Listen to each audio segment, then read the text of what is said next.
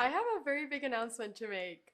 Now, if you follow me on Twitch, on Twitter, or Instagram, you probably already know this, but I wanted to tell you guys over here at YouTube what is happening and where I am right now. So, I am in India, and I am here to participate in this year's Chess Olympiad, which is literally a huge tournament. I mean that 188 out of the world's 195 countries are sending in a team for this chess Olympiad. That is how big this is. So I'm going to be telling you a bit about the format, about the schedule, and what is going to be happening in this YouTube channel these next upcoming weeks. So if you want to hear all about this, continue watching the video. This is a little bit different from my normal videos, but I just wanted to have a moment to just sit down and talk to you. Both so you get to know me a little bit better, but also so that you learn a bit about the Olympiad, because this is a huge thing here in India. I mean, when we arrived to the airport, there were so many journalists and people that wanted to take pictures, etc. I participated in the Chess Olympiad back in 2016, and that's the only Chess Olympiad that I've participated in apart from this one. And that one took place in Baku, which is the capital of Azerbaijan. And I went there with my mom and with my dad. My dad was the team captain then. My mom she was the #1 player. The highest rated woman in Sweden. She's also the only grandmaster that's a female in Sweden. So yeah, she's obviously board 1 in the Olympiad. I have so many amazing memories from it. I was only 14 years old and I was really young. I was rated around 1900 FIDE and I had a blast. I remember having to do my middle school homework at the same time. I would play the Olympiad in the day and then I would have to do my history homework in the evening that was talking all about Swedish kings and I don't know what else. So I have really great memories from it and I'm really excited to participate this year as well. Now the format, everybody, is basically there are 2 sections in the Olympiad. There is one open section which is open for everyone, just like the name suggests, so for any gender. And then there is a women's section which is only open for women to participate in. Now, I'm participating in the women's section. Typically in the open section, there's very few women playing. So I will be representing Sweden in the women's section. Now, in the women's section, there's a total of 162 countries participating, which is also a really huge number, and there's definitely been an increase every Olympiad from how many countries that send in a women's team. Now, the way that the Olympiad works is that you basically play in teams. So every country is a team. Here we can see all of the teams that are participating in the women's section. Here we have Sweden, which is, the country that I'm playing for. But here we can see all of these different teams going all the way to number 162, which is South Sudan, who is also participating. So I'm going to show you how this works. If we press in Sweden, how it works is that there's 5 people in each country participating. Or every country sends in 5 people. Now, there's always 4 people that are playing, and then there's 1 reserve. So here we have the main 4 players, and then this, Jelena Andrik, she is our reserve. She's coming in as the reserve. You can see that I am number 3.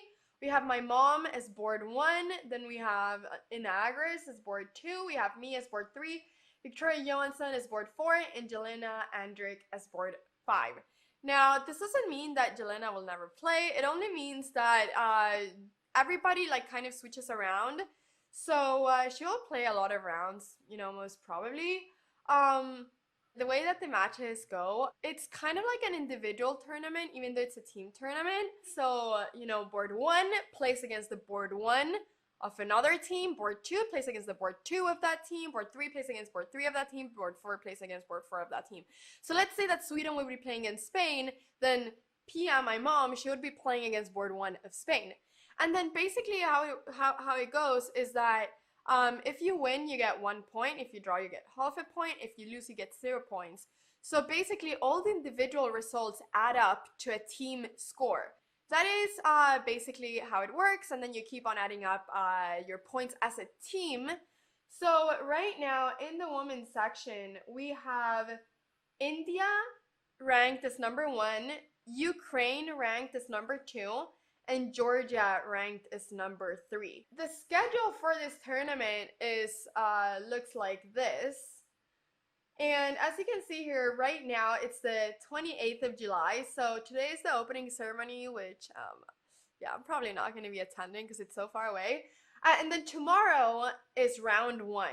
And here you can see that there's a lot of rounds. I mean, there's rounds pretty much every day, apart from day number 8, where, day number 9, which is the 4th of August, where there will be a free day.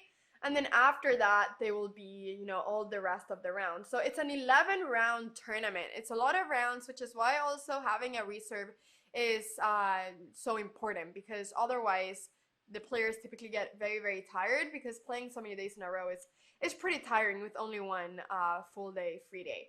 And we can see here in the open section, the United States are number 1. And this is the team that they have. They have Fabiana Caruana as number 1, Levon Aronian is number 2, Wesley So is number 3, Linier Dominguez Perez is number 4, and Sam Shankland is number 5. After that, we have India and Norway. Now guys, Magnus Carlsen is playing here. He is the board 1 of Norway, and he's really bringing the average rating of Norway up. So here we have him, 2864, the world champion, the current world champion, who's not going to be world champion for so much longer as he renounced his title for the World Chess Championship, but he is here as he is here participating as well. And then we have India, who's number 2, and this is the team: Hari Krishna, Vidit, Erigaisi, Narayanan, and then Sikiran. These are all of the players that are participating here. So it's gonna be really, really, really interesting to see how all of this goes. And I am basically going to be doing recaps of all of my games in this channel, so I hope that you guys are excited about that. I hope you guys want to follow me. It's been a very long time since I did something like this, and I basically want to take you with me on this journey, on this Olympiad journey. I'm very excited to be here, very grateful to be able to play here for my country, but also to be on the same team as my mom is, you know, such a dream to have her there. So yeah, it's gonna be really fun to play in the same team as her. My dad is the team captain of the Swedish women's team, so we have basically the whole family together. So I hope that you guys are excited to follow all my recaps. Now, the reason why I'm also so excited for this tournament is because I want to try to get a norm, a Women International Master norm. And the way that norms work are basically that you need to perform over a certain rating and play against a certain amount of title players to be able to get a norm. And then when you get 3 norms, you can get the title. So for Women International Master, I need to perform as a 2,250 player. And I also need to play against 3 players in that tournament that are titled Women International Master or higher. So Women International Master, Women Grandmaster, International Master, or Grandmaster. So one of those 4. And I've actually been really close to getting a norm for this in the past. A few years ago, I participated in the European Youth Championship, and I did a performance of around 2,270, but I had only played against 2 Women International Masters and then 1 FIDE Master who was rated like 2350. But because she did not have the Women International title, I could not get my norm. So I really want to try to get a norm in this tournament. It's obviously going to be really hard, and I'm going to have to perform really well in that case, but I want to try to, and I want you guys to bring you on the journey of me getting this, and maybe even getting the full title. I mean, who knows? If this is really fun, I want to start playing more over the board tournaments. The last tournament that I played was back in Slovenia. I played the European Team Championship, and I had a lot of fun, but I haven't played a lot of tournaments since I started streaming. As you may or may not know, I used to play a lot of competitive chess in the past, but a couple years ago when the pandemic started and I started streaming and making content online, I stopped playing over the board tournaments. It was also a lot harder during the pandemic. So yeah, if this is fun and everything, I really want to try to play more tournaments, and I would love to bring you guys with me on this journey. If you guys enjoy the recaps and, you know, if you're there watching them and everything, then I'll definitely consider more in the future. So let me know, you know, how you enjoy them. But I think it's going to be really fun. And yeah, like I said, I just hope that you guys are excited to follow this. I will also be live streaming my games live on my Twitch channel. I'm gonna be having a streamer, Anamaya Kasarian, who I played a match against in my last video. She's gonna be commentating my games live on my Twitch channel. So if you guys want to check out my games live, I will, give you a link so you guys can do that. But yeah, every evening the plan is to upload a recap so you guys can watch that. Yeah, I think that's everything that I wanted to say. I hope you guys are excited to follow my journey in India in this year's Chess Olympiad.